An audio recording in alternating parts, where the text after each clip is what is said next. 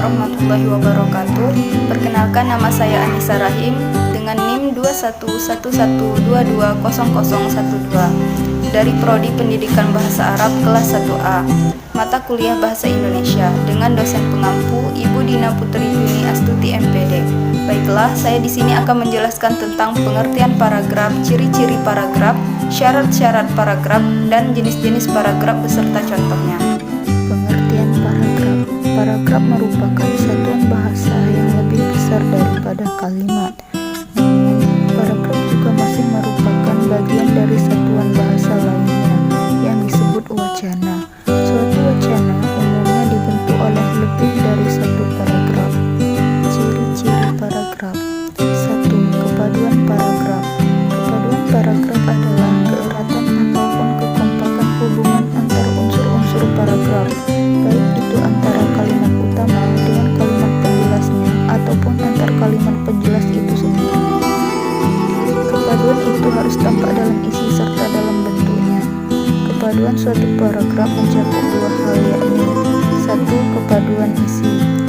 Kepaduan isi atau koherensi adalah kekompakan suatu paragraf yang dinyatakan oleh kekompakan kalimat-kalimatnya di dalam mendukung satu gagasan pokok.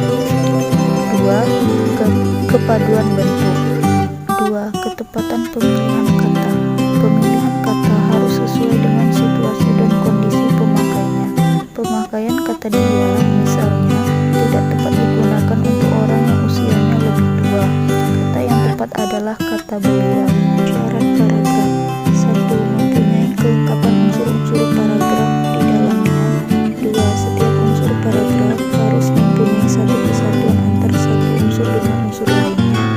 3. Mempunyai kepaduan di antara setiap unsur di dalamnya. Jenis-jenis paragraf. 1. Berdasarkan letak kalimat utamanya.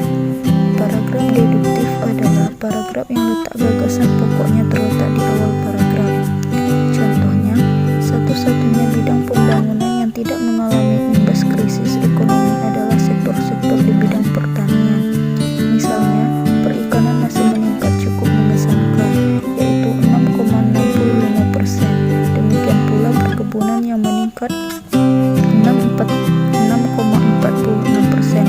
Walaupun terkena kebakaran sepanjang tahun, sektor kehutanan masih tumbuh 2,95%.